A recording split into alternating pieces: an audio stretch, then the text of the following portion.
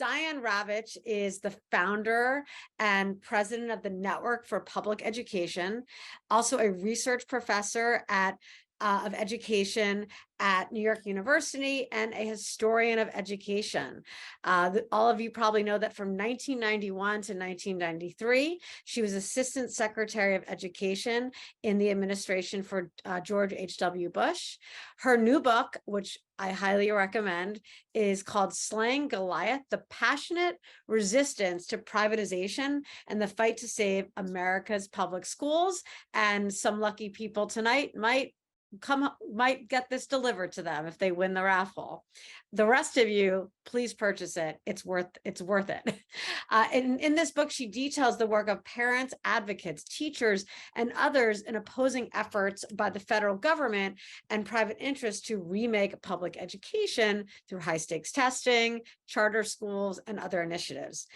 So I could go on and on, but I'm just going to edit myself down and just start with my first question. So first of all, Diane, thank you so much for joining us tonight. As you can see, we have a packed Zoom room with so many people thrilled to hear from you. So I'm just going to get into my first question, and I'm going to get into it right away. Let's start talking about privatization. Let's just go there immediately. You ready? So sure. in your book, Reign of Error, you subtitled this book that came out in 2014, The Hoax of the Privatization Movement and the Danger to America's Public Schools. And I just want to note that you were using the word hoax back in 2014, long before someone else was, and many of us as well. So when we talk about privatization in public schools in America, what do we mean? And who are the people behind the hoax? Okay, good question. But before I answer the question, I have to just say a word about how I got to this point in my own life. I was for many years an advocate of high stakes testing, of teacher evaluation by test scores, of the importance of testing. And then when the charter idea came along in the late 1980s and early 1990s, I thought it was a great thing and we should try charter schools. It sounded like a really good idea, and I was in favor of it. And I was on board. I was actually a member of a number of very conservative think tanks at that time at the Hoover Institution and other places, but Hoover is particularly prominent. And after the passage of No Child Left Behind, which I supported, around 2006, I went to a conference and the question was, is No Child Left Behind working? And everybody who gave a paper was someone who was on the side of No Child Left Behind and said, it's not working here, it's not working here, it's not working here. And I concluded, well, it's not working.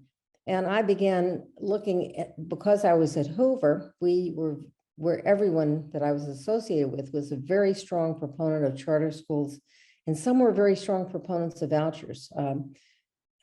John Chubb and Terry Moe, who wrote a very important book around 1990, advocating for vouchers, were part of the group that I was involved in at Hoover. And I began to dissent from a lot of the ideas because in the quiet of our meeting room at Hoover, which is a fabulously wealthy place, people were saying to each other, the charter schools are not working. So many of them are closing, and so many of them, there have been problems with people stealing money, and the lack of accountability is a problem. What are we going to do? And so, but no one wanted to say publicly, it's not working. And I began to be, as I saw what testing was turning into under No Child Left Behind, that it was squeezing the joy of learning out of the classroom, and that children were now spending more and more time preparing to take the test instead of spending time on science and experiments and history and doing things that are fun in school, reading books that are fun to read. They were doing test prep and more test prep, and everything was being judged by test scores. So about, I'd say late 2006, 2007, I began to rethink everything that I had believed all my professional life. And in 2010, I wrote a book that I consider to be my most important book. It's called The Death and Life of the Great American School System, How Testing and Choice Are Undermining Education. And in that book, I totally recanted everything that I had written for the previous 30 years. And it was a big sensation. And a lot of people would say, well, why did you change your mind? And I said, well, you could read the book and you'd find out. I was wrong. And I've looked at the evidence and I realized that charter schools were not better than public schools. Many of them were worse. There were just enormous numbers of charter school scandals, and they've only gotten worse since then. And testing is ruining education. I mean, education is more than testing, and so I became very critical of testing, very critical of standardized testing, of high stakes testing, of judging teachers by test scores. And the more I learned after my change of heart and mind and soul, the more I became convinced that we were on the wrong path, that the No Child Left Behind was a disaster. A race to the top was a bigger disaster. The Common Core was a disaster because Common Core assumes that if everybody studies the same thing at the same time, they'll all come out exactly the same. And children are not widgets. Every one of them is different. And you can't, even in the same classroom with the same teacher and the same curriculum, kids will still come out different. So I had a major change of heart. The reason that I helped to create and was a co-founder of the Network for Public Education is to fight against high stakes testing, to try to persuade the people in Washington that it's not working, and to fight against privatization.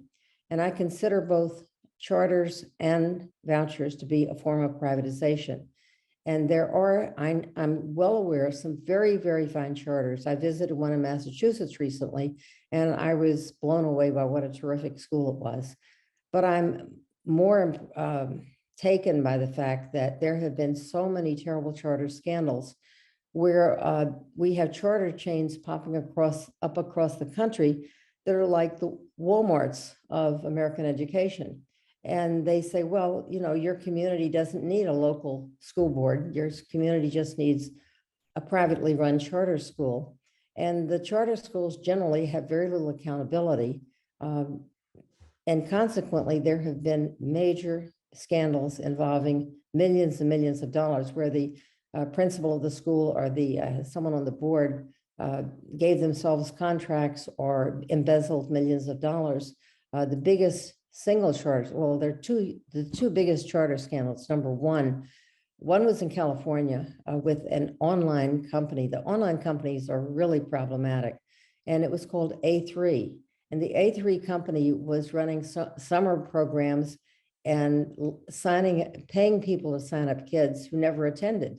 They scammed the state of California of at least $80 million, although some think it might be as much as $200 million. There was no education going on. It was simply a money-making affair. In Ohio, had a charter chain called ECOT, the Electronic Classroom of the Future. No, the Electronic Classroom of Tomorrow. And in ECOT, that company collected over $1 billion between around 2000 and 2019. It eventually went bankrupt when the state did an audit and concluded that they had a lot of phantom students. They had the lowest graduation rate of any school in the nation. I think their graduation rate was 20%. And it was a gigantic scam. The guy who owned ECOT, who was some kind of a salesman, had a lot of other companies providing services that he was paying. And, you know, getting vast amounts of money, collecting $1 billion and providing a very poor education, largely to students who were clicking on and clicking off. Any big scandals in the online area. The second big scandal was in Connecticut. And I just the other day on my blog called it the biggest charter scandal in all history. And that is that there was a school there, a charter chain called Fuse, and I can't remember what the acronym was, but Fuse ran a school called Jamoke, and Jamoke was run by a man who said he was Dr. Michael Sharp. And at some point, as he continued to expand and was planning to expand into Baton Rouge and to take over more schools in Hartford, questions were raised about whether he actually had a degree and whether he was Dr. Michael Sharp. And it turned out he didn't have a degree. And then it turned out as there was somebody did a little more digging, and this is a company that had collected millions of dollars from the state of Connecticut. He had served time in prison. He was a convicted felon, and he was hiring other ex-felons to work in his schools. And the reason I say it's the biggest charter scandal of all time was that he resigned in, I think it was 2014 or 2015, but just a week ago, he was convicted on DNA evidence of having raped 4 women in their homes and held guns to their head. And this is a man, that was years before he became one of the biggest charter leaders in Connecticut. And he was celebrated by the Center for Education Reform, which is the main charter organization in the country. Anyway, I'm going on too long. My point is, you asked what's privatization? Privatization is when you turn public money over to non-public, non-state actors, to private boards that are not elected and that are not accountable to anyone, and to religious schools and to private schools. That's privatization. The other question is, why did I say that it was the hoax in 2014? What's behind? So I mean, I think you've already shared a couple anecdotes about some of the people who are behind the hoax. Well, right?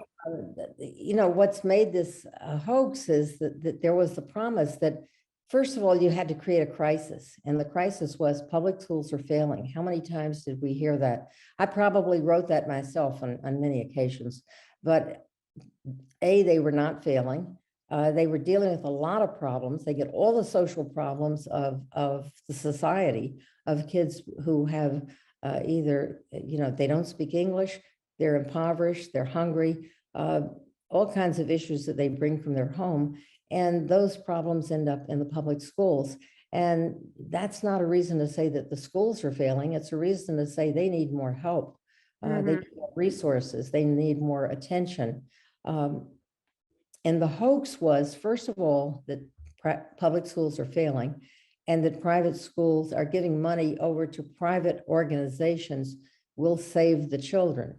That was a hoax, because from the beginning, and I knew this from my experience at Hoover and also at the Manhattan Institute, a conservative think tank in Manhattan, we knew this wasn't true. And yet this continued to be sold as a hoax, that it would save children. Now, when you find out that 75% of the kids getting vouchers are already enrolled in private school, that means it's a hoax too. No one's being saved. So I'm just going to ask you a really plain and simple question. I have a bunch of other questions lined up, but what is the solution then, right? Because clearly we need to now reform the reformers, right? The reform movement needs its own reforming. And of course, there's studies that say that some people say spending per child and class size makes a difference. There's other studies that say it doesn't even affect academic achievement. There's so many variables, obviously, that go into improving public schools. I mean, I don't like to have people I don't like us going back in time, but moving forward, based on, and I have to say, a lot of people in the chat are saying this, so it's so powerful to have someone like yourself say you were wrong. And I think, and not necessarily wrong, but look, you know, based on what was happening with your policies, shifting gears. And I know that's difficult to do. And I just wish more public figures, especially in the education world, would do that, because I think it's coming from because your main goal here is to create the best education system for young people. And I think that many reformers and policymakers start losing sight of that. So all that being said, where do we go from here? What would be your ideal situation to fix it now? Well, what I did in Reign of Error was to answer the reformers' objections. And this was because I was being profiled for by David Denby of the New Yorker, and he said, well, I've talked to all these people in the reform movement, and they say, you just have complaints and criticisms. What are your solutions? And so I think I have, I don't know, it's 15, 16, 7. I do a kind of life cycle thing where I talk about number one, if we wanted to fix American education, we have to look beyond education. And number one, the United States has one of the highest rates of infant mortality, of maternal ill health and infant mortality. I think that our infant mortality rate or the lack of prenatal care is somewhere on the list. It's a World Health Organization list tied with someplace like Somalia. I mean, it is shocking. If somebody wants to quote test scores at me, what I used to do was to say, yeah, but we're 140th in the world in infant mortality. I mean, don't you think that's more important than our math test scores? And then you go on from saying, what if we made sure that every woman who's pregnant has medical care and that babies were born healthy? It would reduce the number of children who have developmental disabilities. It would lower the infant mortality rate, but it would particularly make sure that children come to school healthy, which is a promise made long ago during the Bush administration and was not acted upon because it cost money. And frankly, the Republicans didn't want any programs that cost money. But it does cost money to make sure that every woman has medical care. So that's number one. Number two is, what about the period from birth to age 3 before kids get into preschool? And I found some programs that were very successful where nurses and nurse practitioners went to parents' homes and taught them how to be better mothers, taught them what their children needed, how to help take care of them, how to make sure that they weren't exposed to smoke in the home or to other things that might affect their development. And then, of course, we need better early childhood education. And largely the people who work in Head Start are paid about half of what regular teachers are paid. And many of them are the mothers of Head Start children. And I discovered that the Head Start program had been turned into an anti-poverty program. And so mothers were being given jobs, which mothers should have jobs. But if we really want the 3 to 5 period to be a good one, there should be accredited teachers there. And so that was part of it. And then as I went through the list, one of the things I added is that class size makes a difference. If a teacher has 32 children, it's going to be a lot harder for her than if she has 24 children or 22 children or 20 children. And this is why New York State just recently passed legislation reducing class size in the future. Florida has had class size reduction, which I'm sure has benefited the kids in Florida. And that was passed by popular vote. Class size does make a difference. Kids act out less. They get more individual attention. The teachers are able to spend more time with individual children.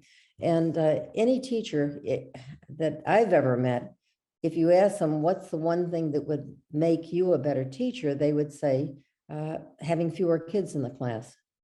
And there is a huge difference between, say, 20 and 32 in terms of outcomes. But those would be big things. And I would, I looked at other things having to do with making sure that children during their lifetime as children have access to medical care. Because a lot of the reasons that kids are doing poorly in school is that they're sick. They miss days because they're sick. They don't see a doctor. They don't see a dentist. They don't see an eye doctor.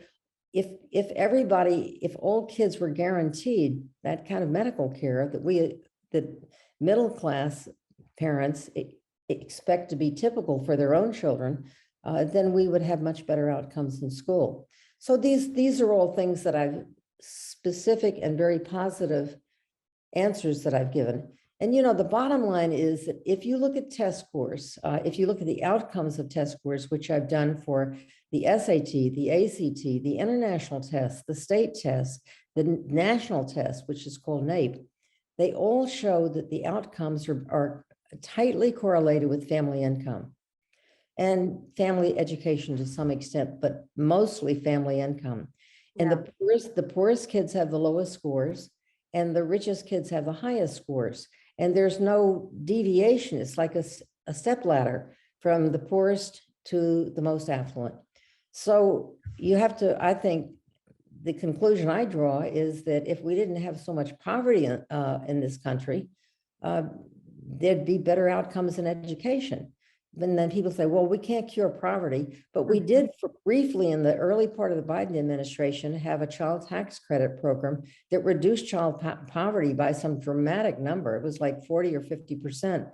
And Congress let it expire. The Democrats, I think it was Joe Manchin was the one vote, as Yes. usual, who let it expire. Yes. If you could reduce child poverty by a huge percentage, why wouldn't you continue to do it? That helps children. That helps teachers. Absolutely.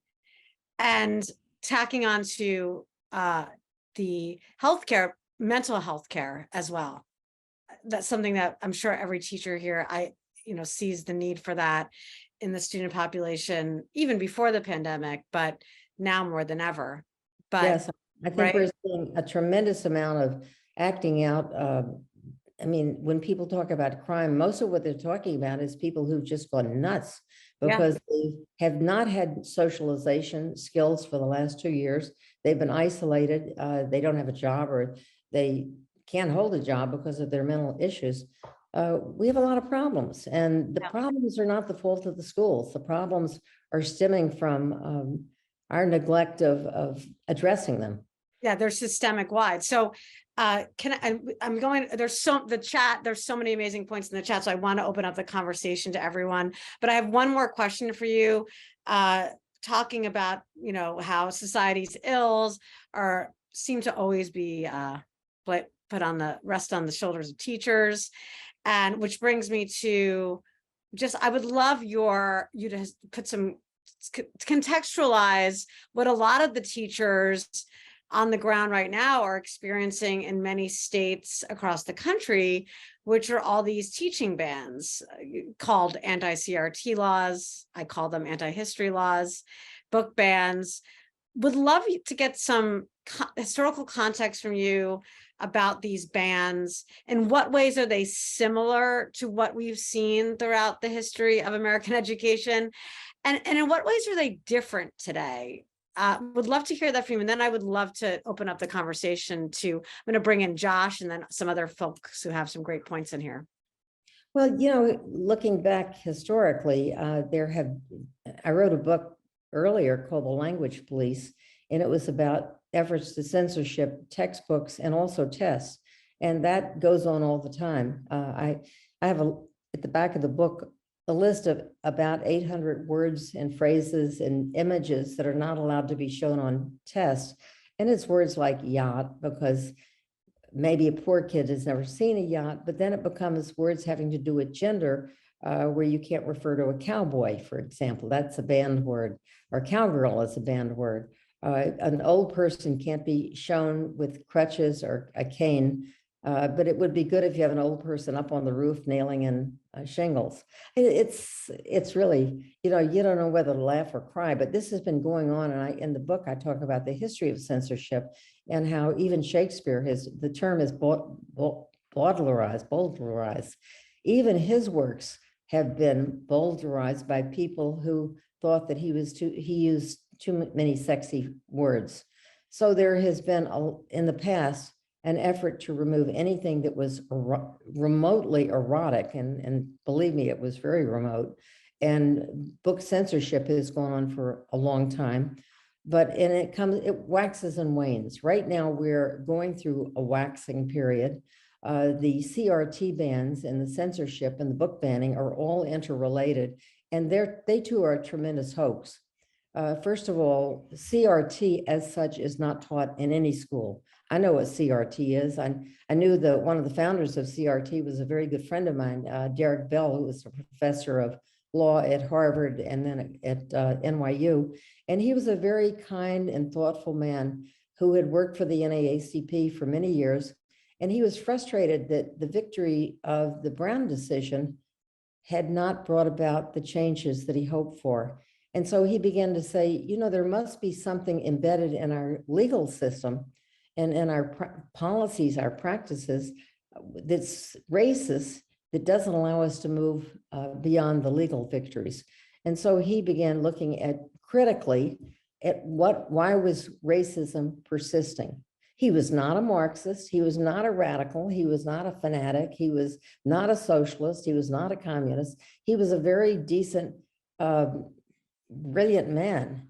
I understand critical race theory, and I think that when you talk about racism, there are politicians who say that's critical race theory because you're teaching about racism. So they don't want you to teach about slavery, except in the most, you know, mildest of terms. You can't teach honestly about the Ku Klux Klan. You can't talk about the mobs that prevented desegregation.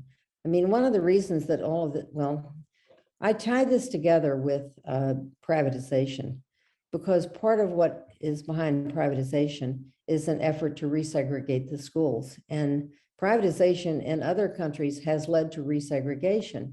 And we have many schools that were private schools that became charter schools, and they're all white.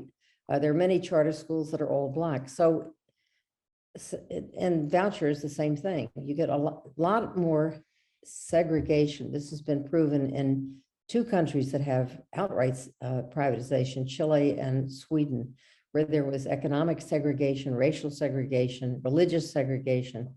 And CRT is a hoax. Most legislators who pass these laws, if you ask them to define it, they can't define it. They have no idea what it is. What they really mean is don't teach about racism. Don't teach that white people enslaved Black people and treated them very badly. And don't teach about the Tulsa massacre. I mean, I learn all the time about things that I was never taught in school, because I learned from the old history books and the old high school textbooks. At the time I was going to school, were actually sympathetic to the South. And they talked about, what I was taught about Reconstruction was that these carpetbaggers came from the North, and these uppity Blacks became senators and governors, and they were ignorant and they didn't know what they were doing. Well, none of that was true. Reconstruction was an incredible era.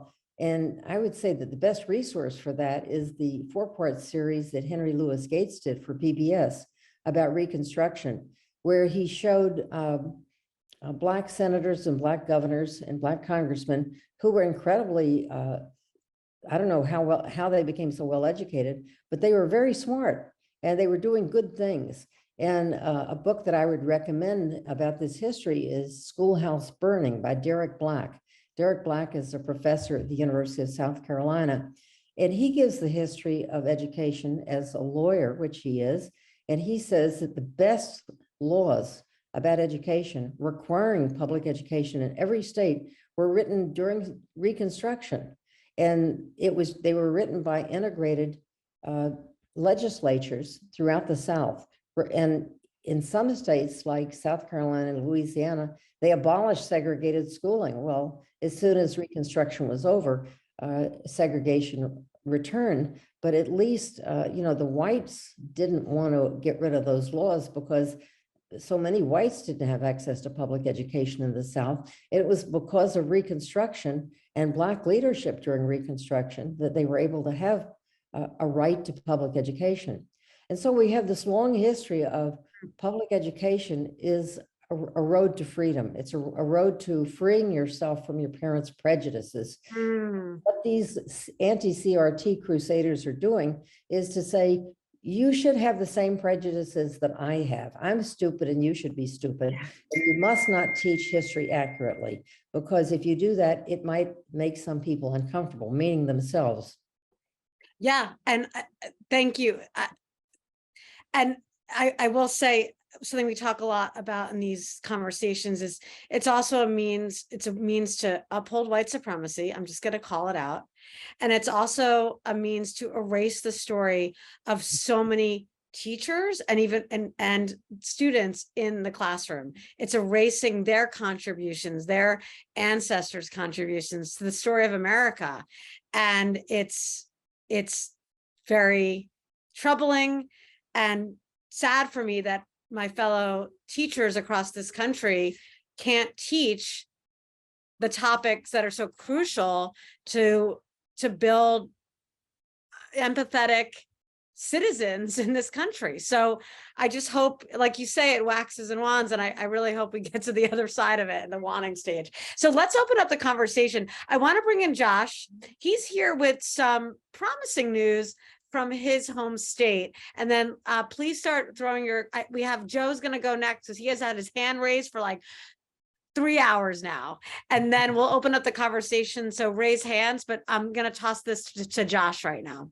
Yeah, thanks. And thanks everybody. And I will be very quick because I know there are lots of questions and I want to hear what Diane has to say about them too. But just speaking of this kind of ebb and flow of trends forward and backward in this public ed movement. I'm here from Michigan, and we had some really good news this week from the election, and it was news that we didn't necessarily anticipate.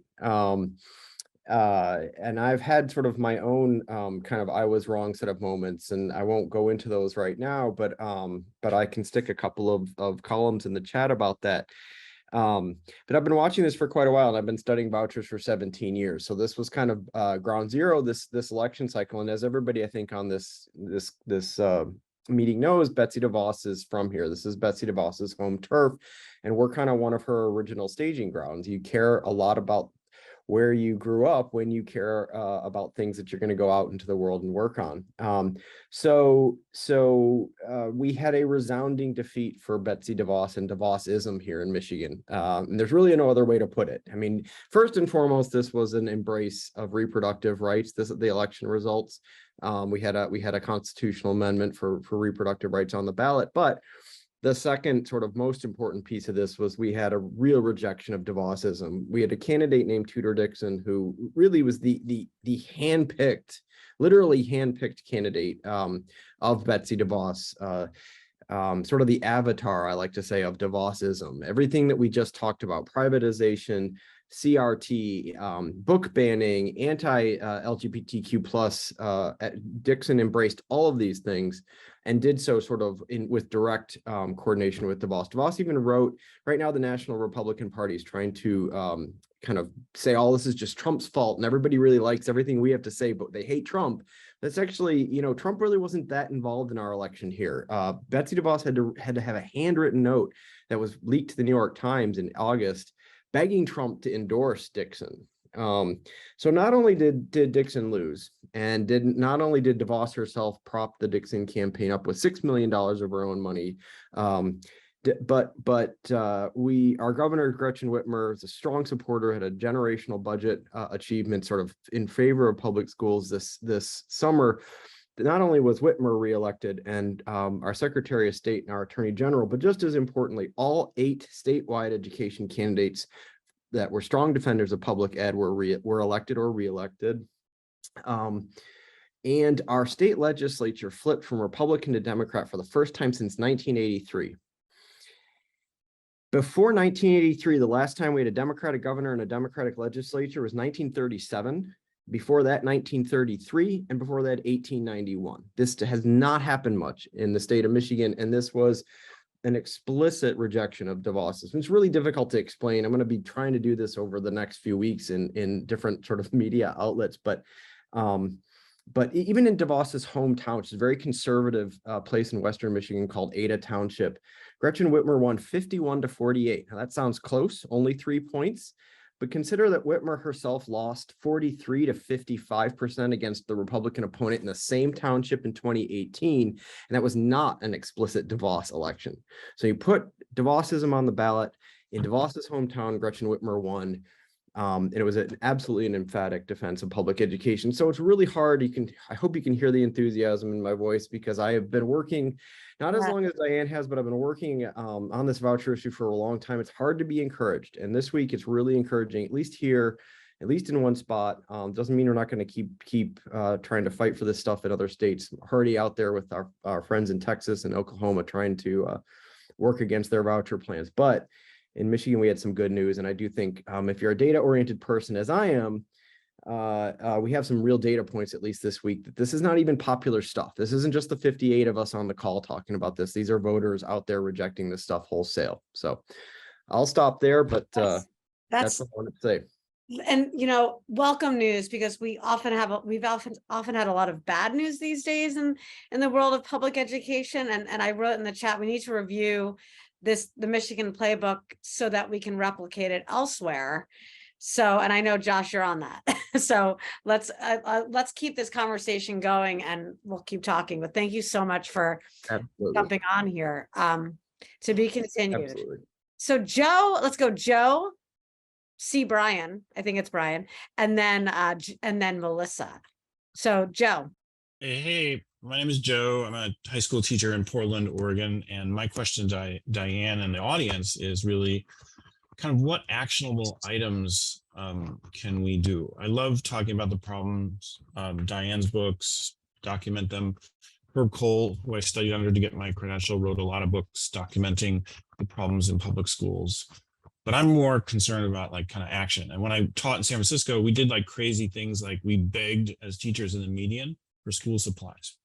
And we got Mark Sanchez elected to school board. And then my life kind of slowed down because I had a kid. And now that she's older, I'm back to kind of more time. My union is looking for strong school board candidates, but really I feel like we are just bailing out a sinking ship with a Dixie cup, and there's enough messages. The victims keep getting changed. Like the right wing, they go after LGBTQ kids, then they go after the books, then they just keep changing their targets because I call it hate activation. It activates all the MAGA people. Like it's called angertainment.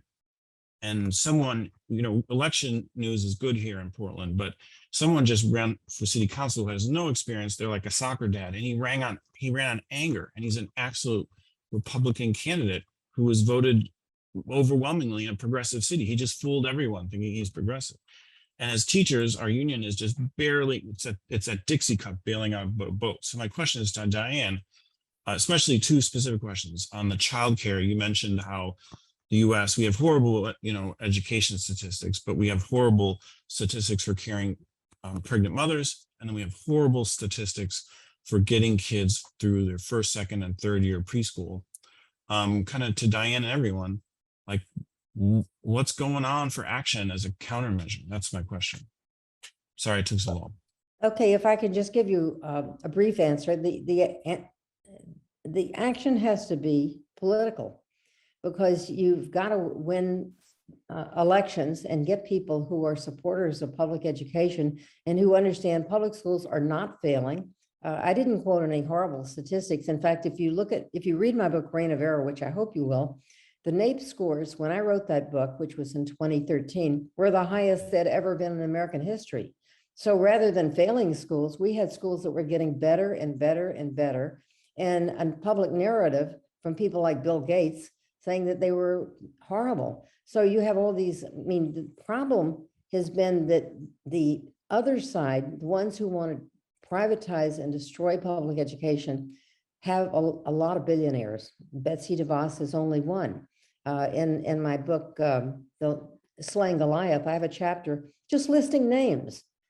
It's unbelievable of these incredibly wealthy people who either didn't go to public schools or think that no one should go to public schools, who are willing to put millions and millions. And one of the stories I told on my blog the other day was in Indiana. Reed Hastings from California, who's the CEO of Netflix, calls himself a liberal Democrat, but he loves charter schools. He's put $100 million at least into charter schools, probably much more than that. He also funded the most conservative Republicans in the Indiana election. And he and Michael Bloomberg, another alleged liberal, were responsible for electing the most conservative members of the Indiana legislature, who then passed one of the nation's worst abortion bans and also eliminated gun control. So here you have alleged liberal Democrats funding abortion bans and eliminating gun control because they want to fund charters. It's crazy. And Bill Gates sees there's just no end to his enthusiasm. And no matter what statistics you show them, data doesn't matter. They just have a feeling that they're right, and they're so damn rich that they think they're smart. But one example of what you can do is in Ohio, the Ohio Federation of Teachers and the Ohio Education Association got together and recruited 3 candidates for the State Board of Education. And they were all very strong supporters of public schools, and the 3 of them were elected. And I say, wow, that's fantastic, because that means, if the billionaires can go in and go to another state that, that they've never even visited and spend $10 million on a candidate, why don't the local unions get together and find candidates and run them for the state school board and the local school boards? I mean, that's where the power is, and the legislature. That's a great idea. Let's definitely promote that when we release this recording. That's such a great idea. We need to share that if we're in unions, we really need to share that idea. Yeah, Sari, Beth, I want to add also that part of the attack on public education has been to attack unions. And we've seen this dramatic decline in union membership. And the most certain route from poverty to the middle class is the labor unions. And so this is another reason we've seen this widening of the gap between the very rich and the very poor, is that route is gone. There's only about 11% of people in the private sector who are unionized. And I would love to see the reunionization so that we were more like European nations, like Germany and other countries that have vigorous unions, as we used to have. And people who come here who are poor have an opportunity to get health care and pensions and some kind of job security, and not just work at jobs at minimum wage where they can be fired at any minute. Right. A recent study came out, I think last month, showing that, of course, going to college and beyond is important, but in fact, higher salaries are commensurate with union membership over higher ed, right? And none of us in unions find that shocking, right? So tossing it to Brian, it's C. Brian. I'm not sure if Brian's your first name, but jump right in, Brian. Well, I'm going to pass it off to Melissa first, because she had her hand up first. Oh, my apologies. Thank you. Good eyes. Hi, Melissa. Hi, I'm a little surprised. I was not prepared. I'm lounging, listening, enjoying. Okay, cool. So this was coming to my mind when you were talking earlier, and I was trying to kind of formulate my thought. The people who've been wanting to dismantle education. So I'm like, not going to say Republicans only necessarily, because as you mentioned, like the plutocracy uses that sort of fake largesse to kind of distract from their wealth hoarding and their exploitation of workers. So it's like a lot of people pretending public education is their mission, when it's really just like, they're just operating on vibes. So they've had this like really powerfully crafted narrative trying to frame public education as failing, even though like families all say they love their public schools, families all say they love their child's education. So it's not really like families I feel like we need to get on board. It's the policymakers that seem most manipulated by this narrative and by the lobbyists and things like that. So like, how do we break through the anti-educator bias that like exists to the point where we are not even at the table when decisions about public education or education in general are being made, when action plans are being developed? There are no educators in those rooms making these choices. So like, what do we do to get to the policymakers to demonstrate that the educators and the practitioners are the experts in the field, not these randos with a vibe and money? Right. Well, you're absolutely correct. And the policymakers, and I was just as critical of the Obama administration, because I thought Common Core was horrible. I thought that Arne Duncan was a terrible Secretary of Education. And I thought that, George W. Bush's program was terrible. But you can take this all the way back to Clinton and the first Bush whom I worked for, which is they thought that they could steer the ship without knowing anything about ever sailing. And you have governors making decisions and congressmen. And one of the thoughts that I've entertained was they love testing so much. I would love to see every one of them take the 8th grade math test, the test that kids take. I mean, I am blown away. I spent 7 years on the National Testing Board, and I would review the reading, and I would review the history, and I would review the civics. But then when I tried to review the math, I thought, good grief, I never learned this math when I was in school. I didn't learn it in 12th grade. And the 8th grade math is unbelievable. And I would like to see these guys who are saying that kids should take tests and be proficient, let them take the test. And if they can't pass the 8th grade test, they have to leave the legislature. That would be an unactionable proposal, but I like it. But I think, what you're describing is that the teachers should be at the table, and the only way you'll be at the table is one of two ways. One, run for office. And after the teacher strikes of 2019, there were teachers who ran for office and were elected. I can't remember, Tina Bojanowski in Kentucky was a special ed teacher who just got reelected for her second term.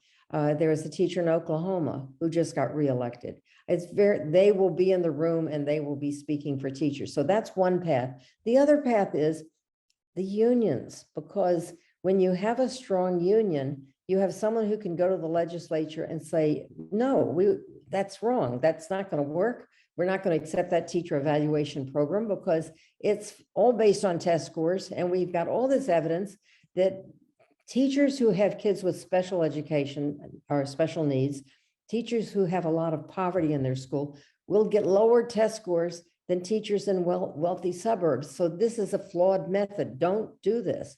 But you've got to have someone at the table, and the someone is someone who represents you, which would be the union. And this is why the plutocrats, and you're quite right in calling them that, have been trying their best and doing very well at killing off the unions, because they don't want you to have a voice. Right. They don't care if you're certified or not certified, and they don't care. I mean, DeSantis, who's likely to be the next Republican candidate, he's bringing people in the classroom who are veterans, who have no background in teaching, community college graduates who have no background or training in teaching. And he'll talk about the Florida miracle. The miracle is that they hold kids back in 3rd grade so they have good 4th grade scores, and then they skip 4th grade and put them in 5th grade, and they have terrible 8th grade scores. So the miracle is a trick. And typical Florida. That all started with Jeb Bush. Oh, right. Yeah. And then DeSantis said, hold my beer.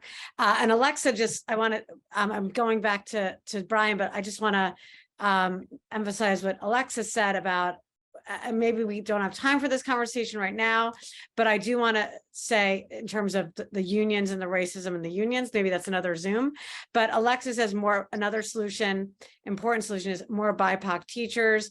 And then Jean chimes in and says more BIPOC policymakers. 100% agree with that. Brian, you're up. Can you guys hear me? Yep. Just to plug myself for a second, I'm one of those teachers that left the classroom, and I just graduated from Georgetown School of Public Policy and looking for jobs in policy making. So if anybody knows one that I haven't applied for yet, let me know. Diane, my question is this: speaking of standardized testing and also the learning loss craze right now, which there's not an educator in the country who didn't expect that there would be learning loss after the chaos of COVID. And yet they spent how many millions of dollars on testing, knowing kids are going to fail the test in the first place because they needed data. But my real question is, how do we change the rhetoric? Because in my opinion, what the NAEP scores and all test scores are showing is that after 2 years of COVID is that kids need teachers in classrooms who know what the heck they're talking about, know what they're doing. And they need to be in classrooms consistently, continuously, and so forth. And yet the rhetoric about learning loss is what do we do differently? But right now, you have these teacher shortages that are across the country. And so how do we change the rhetoric? How do we change the narrative in the press and elsewhere to make sure that we don't lose this window of opportunity? Because we can kind of press that, the reason why there's learning loss is because there's not enough teachers in the classrooms and kids haven't been in the classrooms long enough and consistent. Well, first of all, I agree with everything you say. I mean, read my blog, I hope you will, because my reaction to the NAEP scores was, well, of course, there would be learning loss when kids have been out of school for, in some cases, a year, in some cases, 2 years. And remote learning has its uses, but to substitute that for human contact is not enough. You need to have a kid looking in the teacher's eyes and saying, did I do this right? And the teacher saying, let me show you, let me help you. Let me show you how to do it better. You did a great job and you can do this and you can do that. Human contact, that desire that a child has to seek the approval of the teacher inspires the child to try harder, not the threat of punishment and not a low test score. So I think you're absolutely right. How do we change the narrative? The problem is the politicians. I think we're in a better position today with Biden as president because Jill, his wife, is somebody who cares deeply about education and is a lifelong educator. And I think the Biden administration is the friendliest one we've had in a long time. I wish that he would follow through on a promise he made during the campaign to stop the standardized testing. I watched a meeting in Pittsburgh where he said he would put an end to it. Part of the problem is that the politicians are wedded to the idea that if you don't have data, you don't know what's going on and you can't trust the teachers to make a judgment.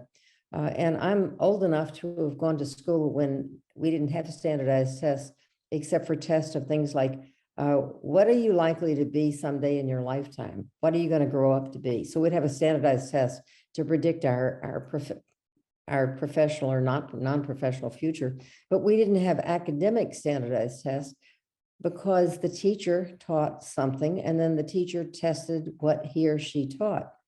And the teacher made up the test and it reflected what was taught, which seems to me to make perfect sense. And the problem today, which has been going on since basically the 1980s, is that the people who become governor and the legislators don't trust teachers. They don't trust teachers to say that a child's making progress or that a child needs more of something or less of something. And they don't treat any other profession that way. So you're right, there's a tremendous job to be done in getting across that the experts are the professionals. And you wouldn't want to have,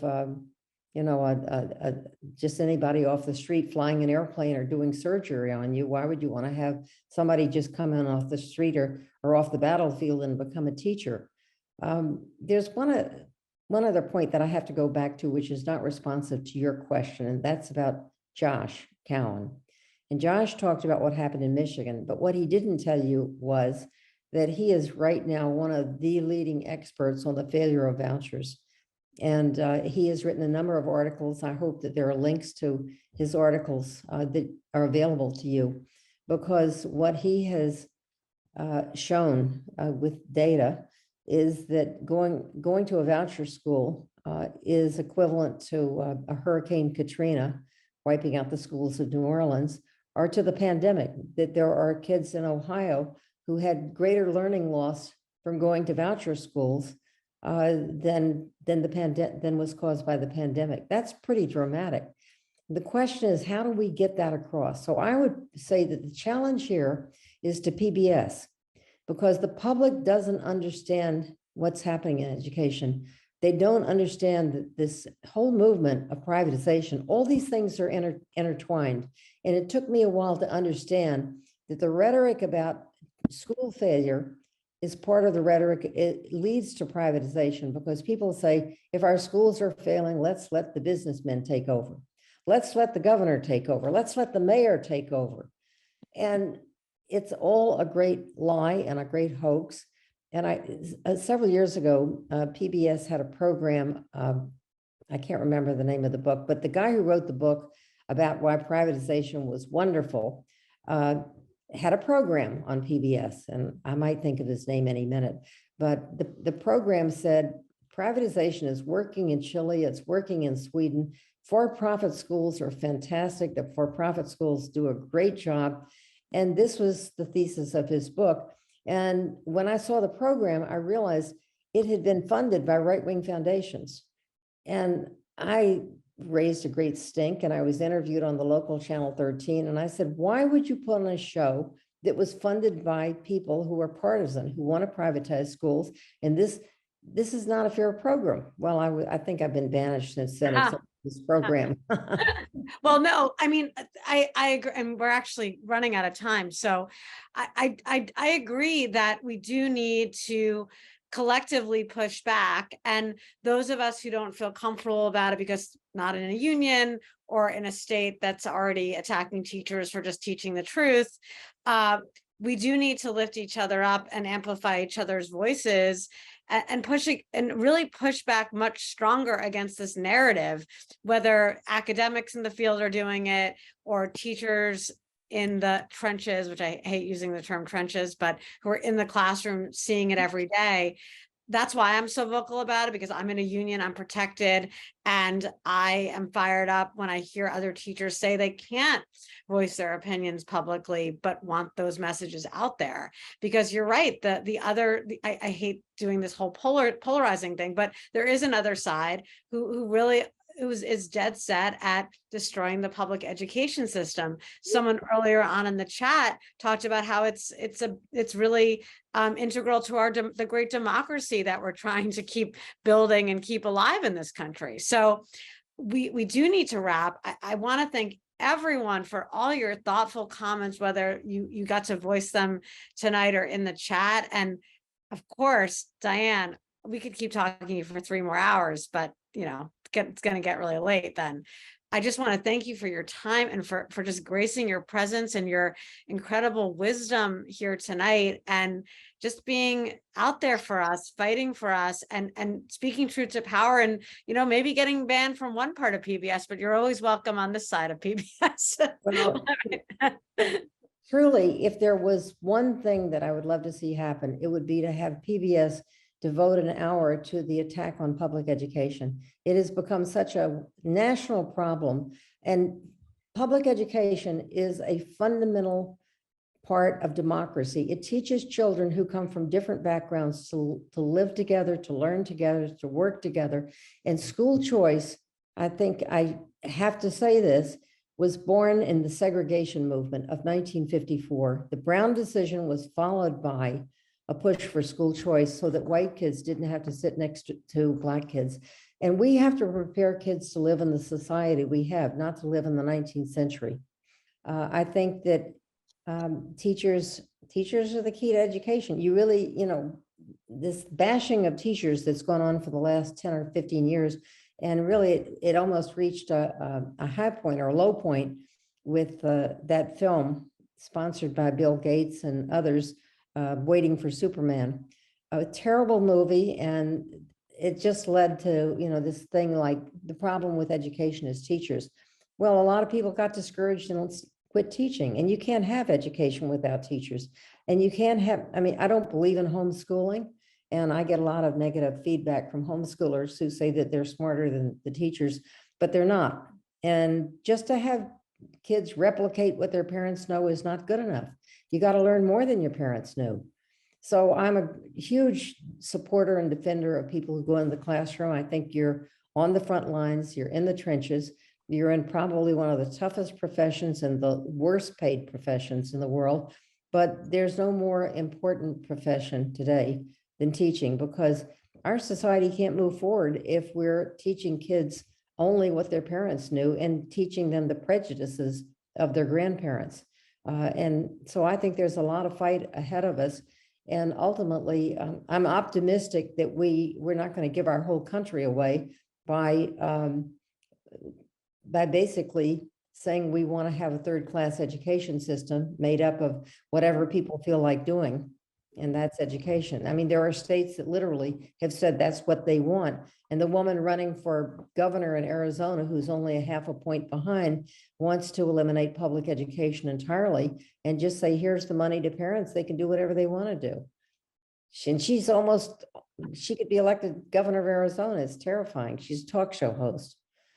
Diane said it all, but I just want to say thank you, each and every one of you who's joined tonight, have been joining these for the past 3 years, 3 seasons of these. And you all give me so much hope. It's an honor to share this profession with you. And, every single time we have these tough conversations about the state of our profession, I walk away feeling more hopeful, because every single one of you is so dedicated to this job, this profession, and most importantly to the young people that we're doing this for. And Diane is right. What we do every day, it's not a hyperbole to say that we are the protectors and supporters of our democracy. And I like to say, pushing further for a strong multiracial democracy, something that the people fighting our public education system are trying to stop from growing and developing. And just keep pushing, because we're doing this for our country and the young people. And I just want to thank each and every one of you for what you do every day for this country. And Diane, once again, and the fact that you said round 2 and we're recording this, we're going to hold you to it, Diane. I'm glad. It's a pleasure. I love talking to teachers, and I get renewed, and it makes me energetic and want to keep fighting. And I hope everyone feels that way, because we can't be passive. We have to vote. And even if we lose, we have to bounce back and do it again.